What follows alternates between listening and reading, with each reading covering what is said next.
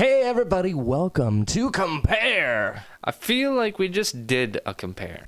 Yeah, we did the Mario Kart one. What was it, like 2 months ago? Something like that? Yeah? What, does that upset you or something? Nope, just stating the obvious. I'm Dreadlocks. I'm Dimples. That's still your line, Dimples. Whatever, you got me all sidetracked, now I'm confused. We're comparing the 3 Teenage Mutant Ninja Turtle games that we played. Right. That. What he said. So this compare will be a bit different than our others. This is because we only played a short amount of each of these games. So what we're comparing is our first impressions of the games and which one we liked best. There are a lot of TMNT games out there. These are just the ones that were available for us to play. We started with the one that Ubisoft made, simply entitled TMNT. Very original. The other 2 we played were by Konami, titled Teenage Mutant Ninja Turtles, because they wanted to mix it up. And then they added a sequel, adding the subtitle, Battle Nexus. Since we're only taking the introduction to these games into account, we'll be splitting these games into several categories for our personal rating system. Whichever game earns the most points in total wins at the best TMNT game out of the 3. There's a lot more, but anyway. Afterwards, we'll go into a little bit more detail on what we think about them individually. What are the categories, Dimples? We'll start with graphics, then go to sound. Then we'll do the feel of the game, or in other words, the fun factor. Each area will be rated from 1 to 10, 1 being terrible, and 10 being awesome. Before we begin, if you don't know already, TMNT came out as a comic book in 1984. That's older than me. And was created... That's older than me too, and I'm younger than you. Wow! And was created by Mirage Studios. There's a fairly in-depth description on how the series began and grew on the website mentalfloss.com. If you're interested in knowing the story, check that out. But all that you really need to know is that the series exploded into what it is today. It spawned TV shows, movies, and games. For a short explanation, TMNT consists of 4 turtles. Leonardo, the double sword-wielding leader. Raphael, who uses a pair of sai and is more aggressive. Donatello, who's the brains of the outfit and carries a bow staff. And Michelangelo, who is the goofy guy who uses the nunchucks. Their leader and father figure is Splinter, a rat who knows martial arts, and their enemy is the Shredder, a human who leads the group called the Foot Clan. Not the Toe Jam Clan, although that'd be cool, I just realized. The Foot Clan! You really just need to know the 4 turtles because that's who you play during the game. And we're not really focusing on the story, so the rest is less important. All right. So let's look at the graphics of these games. Let's start with Ubisoft. TMNT took a more realistic approach. For the PS2, the graphics hold up pretty well. It really makes the turtles and the environments look in the way that a video game would portray real life. But they also show some cartoonized versions of the characters. For example, Splinter here looks like he's straight out of a comic book. It's an interesting blend. It sure is. Let me tell you more. Okay. It's unique, but when you add a cartoony look to a more realistic look, it can be off-putting too. It looks odd and feels like they either didn't flesh out the game right or they got lazy and couldn't animate all the characters all the time. Plus, when you get into combat, the graphics get a lot less impressive. They should have fleshed it out more. It doesn't have a clean look, and the game can look blurry sometimes too.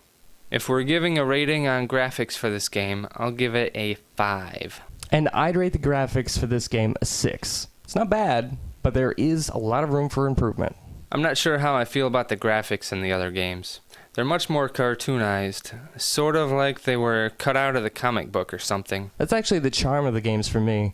They really took what the old cartoon offered and made you feel like you're playing one of the episodes on the show.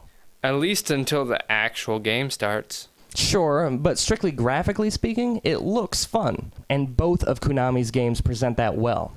Not only are the characters fun and bright looking, but you also get old school taglines that represent characters being hit, like pow and whammo or flush it am. That's a word. I'd give the graphics for this game a solid 8. And I'd give the graphics for this game a solid 6. Okay, but what about the sound? You want to talk about something that gets old real fast? It's Konami's TMNT games. The vocals alone will drive you crazy. Who's ready for a lesson in SmackDown? They just won't shut up. Every time you do a move, it's like, oh, I gotta say a pun about turtles, or my weapon, or this game, or how you're gonna go insane and won't remember what 2 plus 2 is anymore. Hey, Dimples, what's 2 plus 2? Turtle Tornado! Yeah. The game is pretty repetitive around that. And even though there's a fairly wide variety of things that they say, it's all similar and they cycle through pretty quickly. And so you hear the same phrases every few seconds or minutes. Because of this, I have to give both of the Konami games a rating of 4. Let's see. So my rating is 2 because they suck. Shell Shock, Turtle Tornado, Shell Shock, Turtle. I think we broke Dreadlocks. Anyway, Ubisoft's TMNT sounds actually pretty good. What? You can remember something about the game's sound? All I can remember is turtle. I'm just going to give the sound for Ubisoft's game a 2. Just because it's all in your head still and you can't get it out from the other game? Pretty much. Okay. Anyway, TMNT's sound was actually pretty good. It sounds more serious, had fun music, a bit cheesy on the vocals, but it did much, much better than Konami. I'd give the sound for this game an 8. Okay, let's move on. I need out of the sound. Let's talk about the fun factor. I didn't play these games, but they looked weird. Okay, well, let's start with Ubisoft. This game was fast-paced, but in a way, it kind of worked. It was a bit jumpy because there was a lot of things that happened automatically, like, for example, running on walls. The combat that they presented was a bit awkward, and the controls in general were a bit skittish. But the game was fast-paced, you didn't have a lot of problems doing what you wanted to do. It really did need to be fleshed out. I mean, maybe it's just because the game wanted you to move quickly, but I felt rushed simply playing the game. Not in a way that made me want to progress, but in a way that made me feel like I just needed to get through it. The pace of the game slows dramatically when you're in combat, so I guess I really don't think this is a good way for a game to feel overall, and I can't give TMNT a good rating. So I'll give Ubisoft's version a 4. I would agree with my comrade in gaming arms, Dimples here, and give it a rating of 4. The feel of the other 2 games were just beat-em-up style pretty much, right? Yeah, they had a decent spin on it. It was very arcade-ish, and the game felt pretty good. The motions were smooth, and you had a good variety of attacks.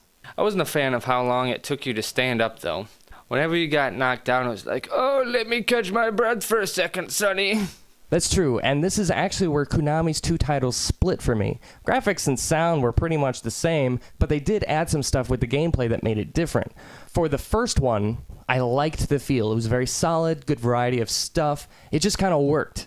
So I'd give the first title of Konami's a solid 8. My rating for the gameplay would be a 5. And you had a lot of trouble with the second one. Well, with the second one, it lets you use all 4 characters, changing them out as you see fit. Each one actually has some different quality that the others can't do, but that's kind of stupid because they're all turtles, they only use different weapons.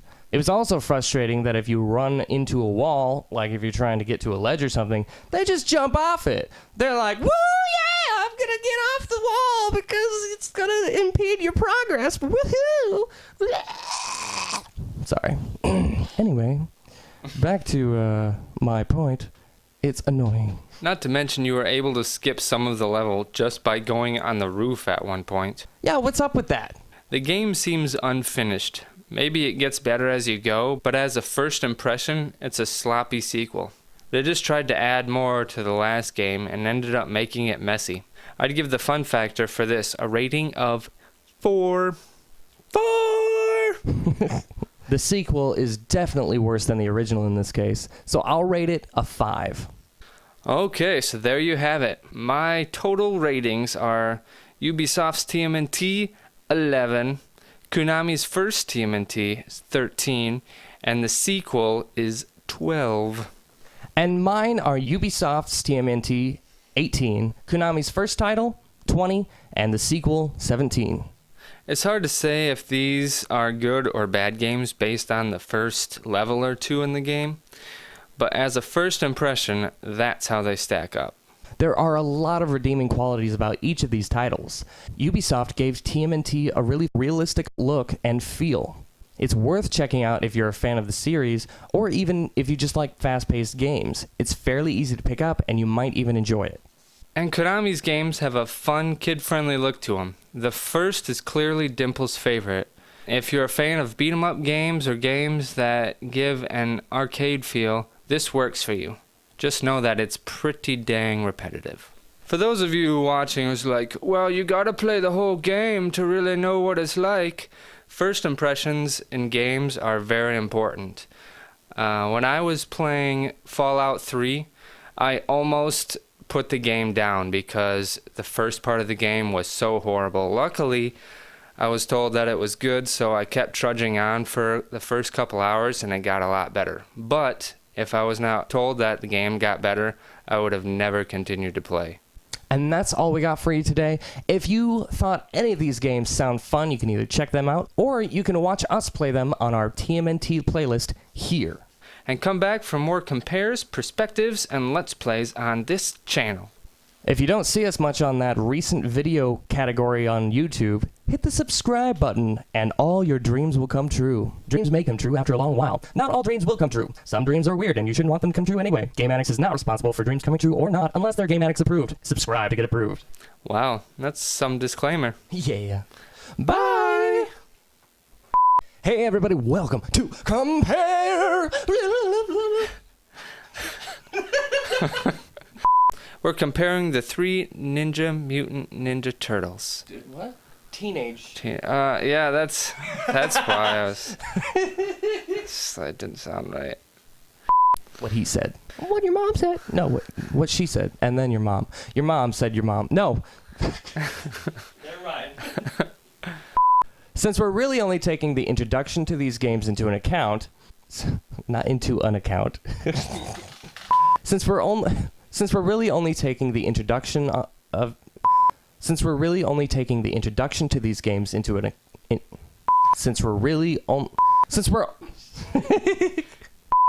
For a short explanation, TMNT consists of 4 turtles: Leonardo, the double-wielding sword. I keep wanting to say the double-wielding sword wielder.